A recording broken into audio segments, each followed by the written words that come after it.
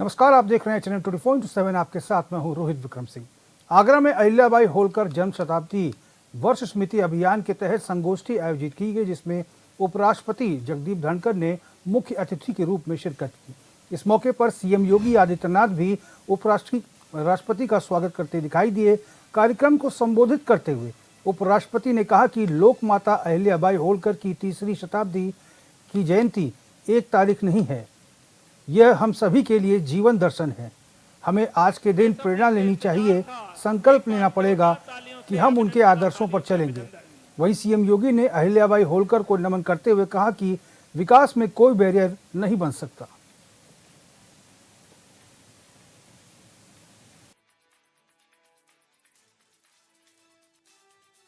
बेसब्री से इंतजार था। एक बार आज का दिन मेरे लिए अत्यंत गौरव और भावना से भरा हुआ है। इस ऐतिहासिक अवसर का साक्षी बनकर मैं अपने आप को धन्य मानता हूं। लोक माता अहिल्याबाई होलकर की 30वीं जयंती एक तारीख नहीं है, एक ऐतिहासिक घटना नहीं है, ये हम सब के लिए जीवन दर्शन है। हमें आज के दिन प्रेरणा लेनी पड़ेगी, संकल्प लेना पड़ेगा कि हम उनके आदर्शों पर चलेंगे।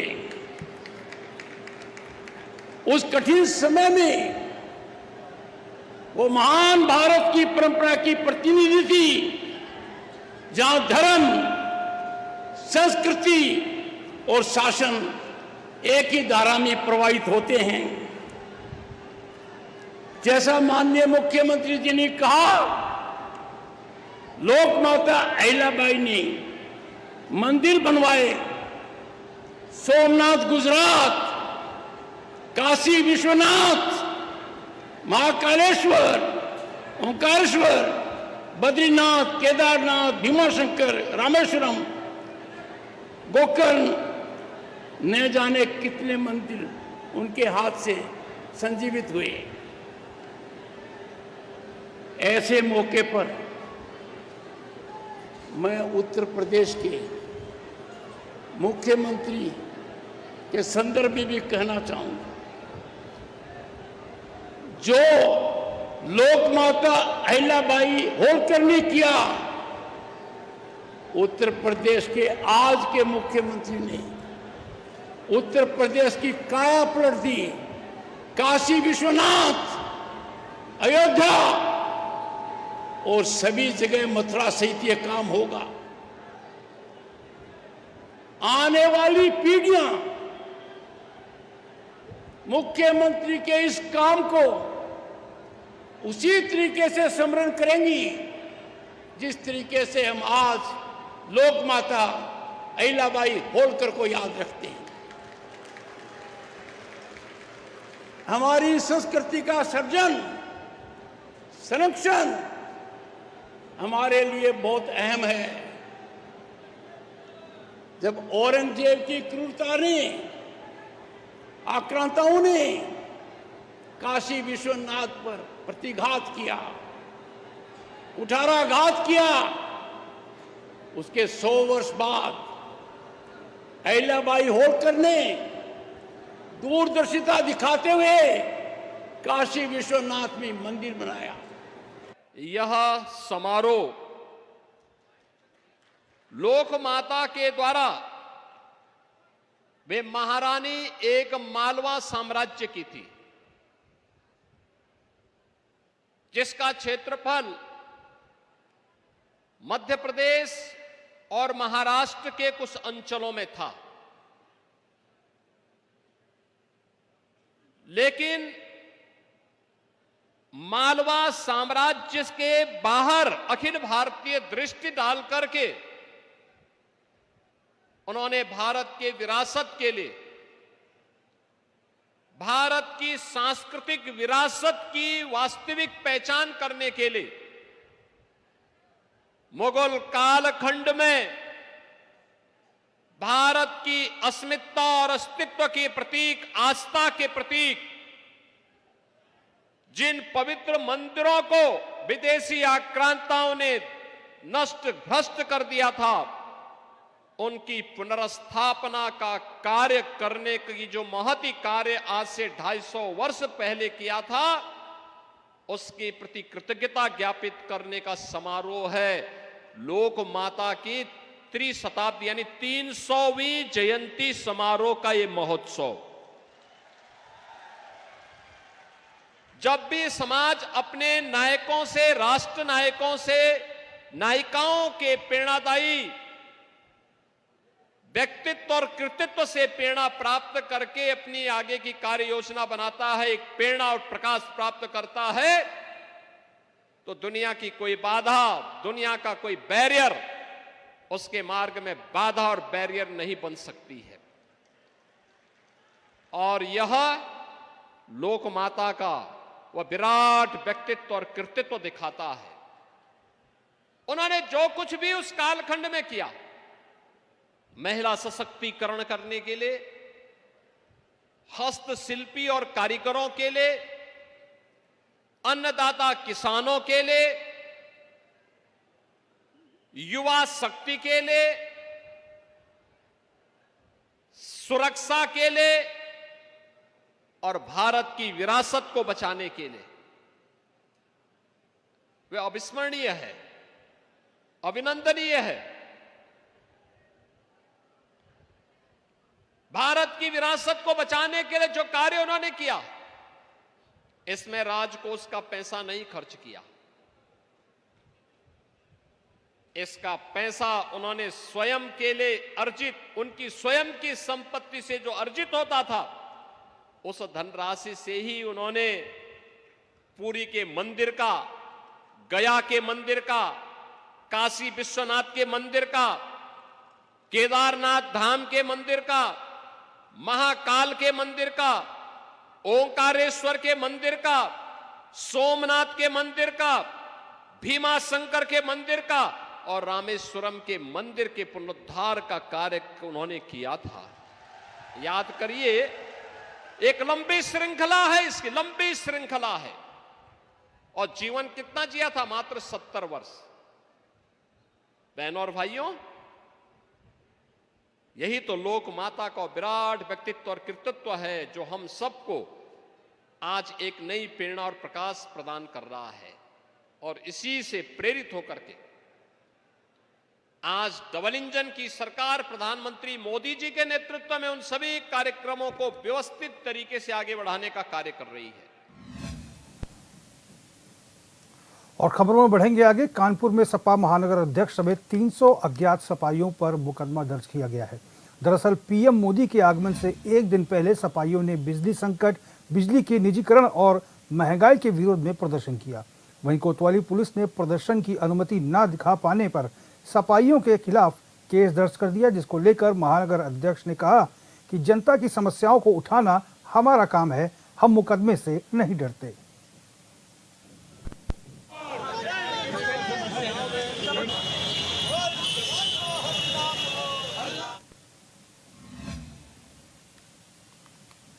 और इसी खबर पर ज्यादा जानकारी के साथ हमारे संवाददाता इब्ने हसन जैदी फोन लाइन पर जुड़ गए हैं।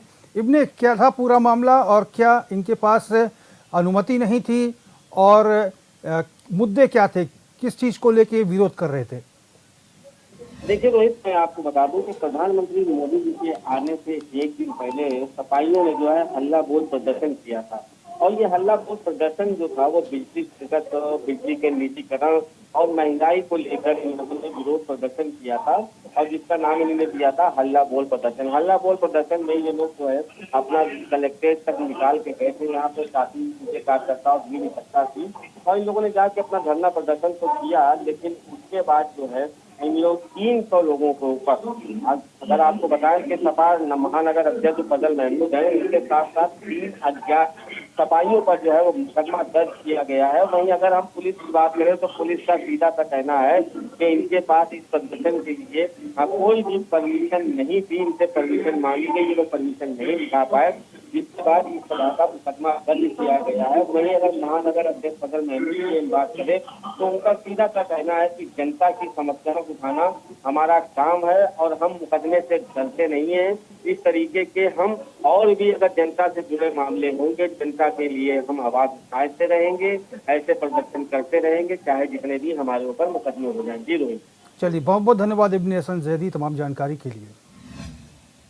आगे बढ़ेंगे। बदायूं के दातागंज क्षेत्र में पीडीए पंचायत का एक वीडियो वायरल हो रहा है, जिसमें सपा जिला अध्यक्ष आशीष यादव बोल रहे हैं कि बदायूं में बड़ा नेता बनने का शौक है तो बनवारी सिंह के चौखट को सलाम करना पड़ेगा। उन्होंने धमकी देते हुए कहा कि जो नहीं करेगा तो उसे मजबूर करेंगे। सपा नेता का वीडियो वायरल होते ही सियासत गर्मा गई है। अलग अलग नेता इस पर अपनी अलग अलग प्रतिक्रियाएं दे रहे हैं। मैं तो मंच पे कह देता हूं कि कोई कितना ही बड़ा नेता लिया बदायूं में, अगर उसे नेता बनने का शौक है,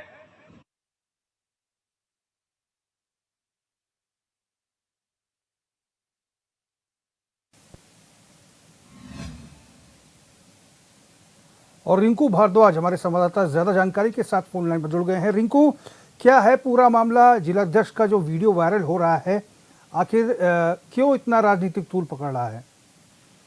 देखिए रोहित, बता दूं जिस प्रकार से सपा जिलाध्यक्ष आशीष यादव का एक वीडियो वायरल हो रहा है, उसमें वो अपने पिता स्वर्गीय बनवारी सिंह यादव को चौखट पर माथा टेकने की बात कर रहे हैं कि सैपई का जो भी नेता बदायूं में आएगा, अगर वो बनवारी सिंह की दरवाजे पे चौखट पर माथा नहीं टेकेगा तो बदायूं में वो नेता नहीं बन पाएगा। इसके बाद यह स्थानीय स्तर पर सपा के जो अन्य नेता हैं और जो ट्विटर या सोशल मीडिया एक्टिविट है, वो लोग अब इस मामले में खुलकर सामने आ गए और वो यहाँ पर पूरी तरीके से इसका विरोध करते दिख रहे हैं और लिख रहे हैं कि ये एक अहंकारी भाषा है और इस तरीके की भाषा ऐसे नेता को शोभा नहीं देती है। चलिए, बहुत बहुत धन्यवाद तमाम जानकारी के लिए। आगे बढ़ेंगे। बुलंदशहर में किसानों को अच्छी फसल और कम दाम में ज्यादा फसल उगाने की जागरूकता के लिए अभियान चलाया जा रहा है। इसी क्रम में बराल गांव में किसानों को जागरूक किया गया, जिसमें एक महिला ममतेश देवी को ड्रोन दीदी के नाम से सम्मानित किया गया। वहीं लखनऊ से आए कृषि अधिकारियों ने किसानों को संबोधित भी किया और फसलों को बेहतर बनाने के लिए और कम दामों में अच्छी फसल उगाने की जानकारियां भी दी।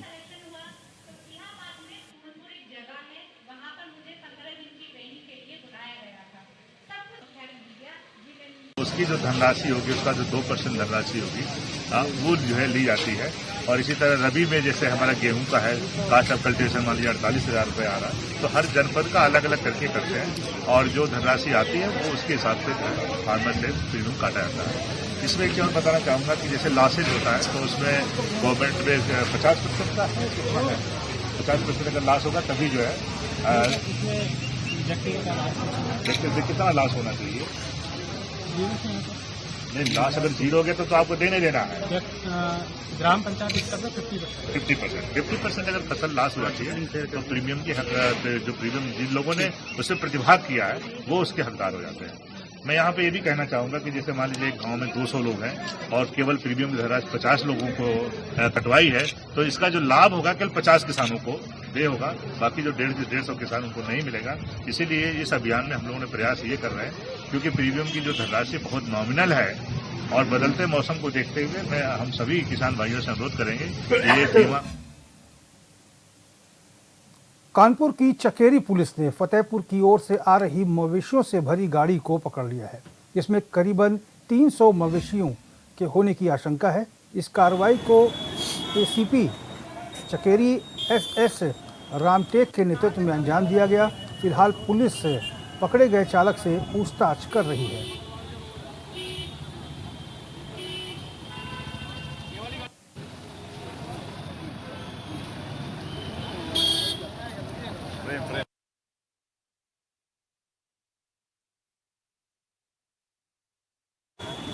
मवेशियों की गाड़ी जा रही है, जिसमें मानक के विपरीत मवेशियों भर के ले जा रहे हैं। तो उस सूचना पे कार्रवाई करते हुए हमने सुबह 10-11 बजे के करीब 6 ट्रक चकेरी से और 8 ट्रक और 2 ट्रक महाराजपुर से पकड़े हैं। एटा के एक ही घर में दो बहनों की मौत हो गई। मृतकाओं के परिजनों ने एक बहन के पति पर दोनों की हत्या का आरोप लगाया है। आरोप है कि तीसरी शादी की चाहत में पति ने पत्नी की गला घोंटकर हत्या कर दी और उसकी बहन को भी मौत के घाट उतारकर मौके से फरार हो गया।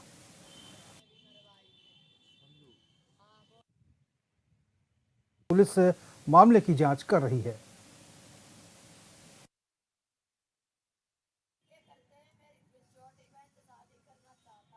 नातुन लेके आए। क्या घटना हुई है? घटना को साफ मार डाला है। पहले में मार डाली हमें बड़ी लड़की, बाद में ये मार डाली। पहले की बिजली से मर गई, उस ख्याल खेल से मार दिया हमने। मार दिए? हाँ। क्या पहले से कोई झगड़ा उगड़ा हुआ था? झगड़ा फल कुछ नहीं हुआ। 4-5 दिन हुए, बुला के लाया तब भेज दिया। क्या कोई झगड़ा चल रहा था? कुछ नहीं चल रहा था। फिर क्यों ये घटना 2-3 बार लौटा दिया उसको, फिर बुला ले 4-5 दिन के बाद आया, बुला ले गया भैया नौरे बातें करे, लोग गांव वालों की भेज दिया हमने। शादी को कितना समय हो गया? 4.5 साल हुई। अच्छा, एक लड़की है और 5 साल का बच्चा भी उसके पेट में। पहले की पत्नी भी है? थी पहले भी। पहले लड़की हमने कल अपनी नातिन वो मार डाली उसने, दोबारा ये भी मार डाली उसने। हमने कि भाई 3 बच्चा पल जाएंगे, मौसी पाल लेगी, इसलिए हमने दूसरी लड़की कर दी अपनी नातिन को। कौन से गांव का मामला है? कौन से गांव का मामला है? नगला डाला। क्या है आपका? रानी। पिता का नाम? मुन्नालाल। गांव कौन सा है आपका? शमशाबाद। यहाँ एटा पोस्टमार्टम घरे आई हूँ, कौन खत्म हुआ है? मेरी बहन छोटी। क्या नाम था उनका? काजल। कहाँ शादी हुई थी? टाड़े नगरा जैथरा के पास। हाँ। पति का नाम क्या था उसको? उपेंद्र। कैसे खत्म हो गई? उसने दारू पी के मार दिया और मेरी छोटी बहन 10 साल की है, इसके साथ शादी करने को लिए बोल रहा था। रोज मारता था, धमकाता था, उसके खुद के ठेके हैं तो इसीलिए वो घमंड बहुत दिखाता था। कब शादी हुई थी? शादी हुई थी उसकी कोरोना महामारी में, 4 साल हो गए। कोरोना टाइम पे हुई थी शादी। 2.5 साल की उसकी बच्ची है। अच्छा, इससे पहले कभी उसको प्रताड़ित किया था आपको बहुत पता बार चला? करता था। अभी 5 महीने बाद मैंने बुलाई, वो मेरे घर से लड़के ले आया रात में गाड़ी से। अच्छा। और मेरी बच्ची को लाके मार दिया बेड पे। कब की घटना है आपको? ये कल की है। सूचना कैसे मिली आपको? हम वहीं पे थे। अच्छा, आप वहीं पे थे। हम थोड़ी उससे दूर रहते हैं, वो कहीं रहती है, हम कहीं रहते हैं। तो आपकी भी ससुराल वहीं आसपास है? हम उसके देवर के लिए। अच्छा, एक ही परिवार के। और विपिन कुमार हमारे संवाददाता फोन लाइन पर जुड़ गए हैं ताज़ा जानकारी के साथ। विपिन, क्या है ये 2 बहनों की मौत का मामला, आखिर ये पूरा रहस्य क्या है? जी रोहित, मैं आपको बता दूं, ये पूरा मामला थाना जैतरा क्षेत्र के नंगला डांडे गांव का है, जहां से एक दिल दहला देने वाली घटना सामने आई है। शराब ठेकेदार उपेंद्र पर आरोप है कि उसने तीसरी शादी की चाहत में अपनी 6 महीने की गर्भवती पत्नी काजल की गला घोंटकर हत्या कर दी। मृतका की बहन का आरोप है कि आरोपी पति ने पहले भी अपनी पहली पत्नी पूजा की हत्या की थी और अब सबसे छोटी बहन महज 10 साल की नाबालिग से शादी करने की साजिश रच रहा था। घटना के समय काजल घर में अकेली थी। दावत के बहाने सभी लोग पड़ोस गए हुए थे। कुछ देर पहले ही उसने देवरानी को फोन कर कहा था कि भूख लगी है, खाना लेकर आओ। जब देवरानी पहुंची तो काजल मृत अवस्था में बेड पर पड़ी थी। गले और पीठ पर गहरे चोटों के निशान थे। वहीं वारदात के बाद आरोपी उपेंद्र अपनी 2.5 साल की बेटी को लेकर फरार हो गया। परिजनों को धमकी दी है कि अगर पुलिस में शिकायत की तो बच्ची की भी जान ले लेगा। जी चलिए विपिन, बहुत बहुत धन्यवाद तमाम जानकारी के लिए। और खबरों में आगे बढ़ेंगे। देवरिया जिले के इकोना थाना क्षेत्र की एक महिला को अज्ञात हमलावरों ने गोली मार दी, जिससे वो गंभीर रूप से घायल हो गई। घटना की सूचना मिलते ही पुलिस मौके पर पहुंची और घायल महिला को अस्पताल में भर्ती करवाकर जांच पड़ताल में जुट गई है।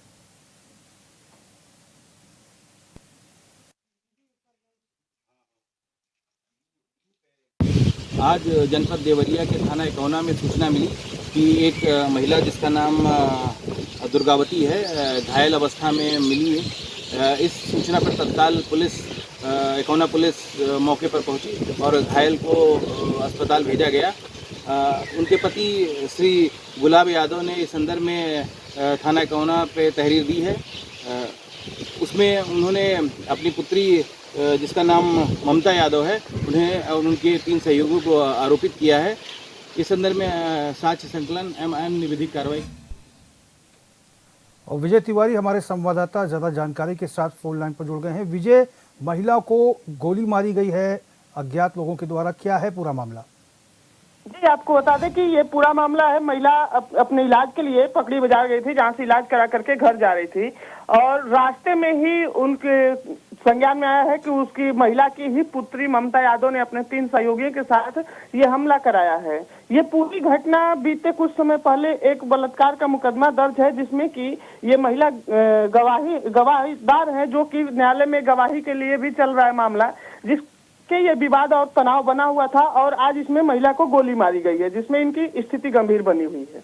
विपिन, क्या पुलिस अभी जांच ही कर रही है कि आरोपी तक पहुंचने वाली है? जी, आपको बता दें कि अपर पुलिस अधीक्षक ने घटनास्थल का निरीक्षण किया है। साथ ही इसमें एसओजी टीमें भी गठित कर दी गई हैं, जो कि आरोपियों के लिए दबिश दे रही है। हालांकि अभी तक कोई आरोपी इसमें हाथ नहीं आया है। पुलिस का यह कहना है कि जल्द ही आरोपियों को गिरफ्तार कर लिया जाएगा। चलिए, धन्यवाद विजय तमाम जानकारी के लिए। श्रावस्ती की एसओजी और सिरसिया पुलिस को बड़ी सफलता मिली है। पुलिस ने एक अंतर जनपदीय बाइक लिफ्टर गिरोह का पर्दाफाश किया है। 3 बाइक लिफ्टरों को गिरफ्तार किया गया है, जिनके कब्जे से 14 बाइक, 15,000 रुपए नकद समेत अन्य चीजें बरामद की गई हैं।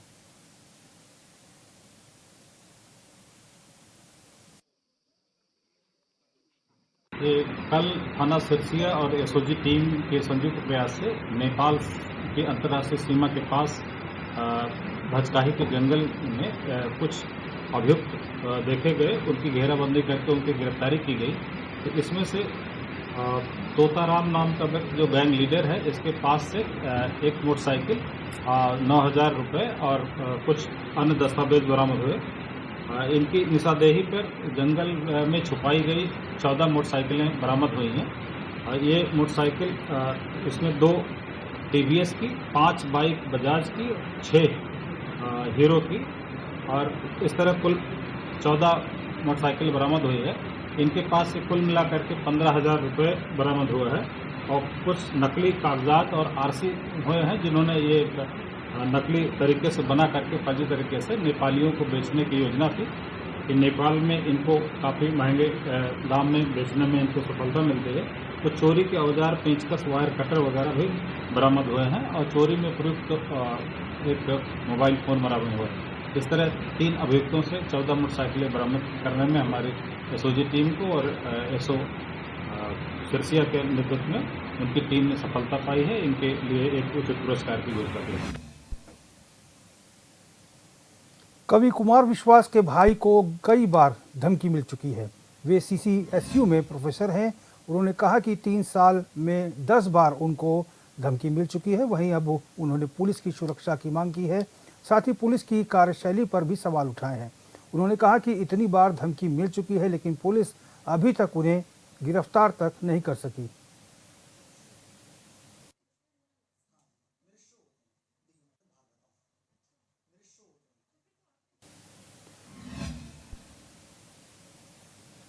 बुलेटिन में फिलहाल मेरे साथ बस इतना ही। देश और प्रदेश की तमाम बड़ी खबरों के लिए आप देखते रहिए चैनल 24/7। नमस्कार।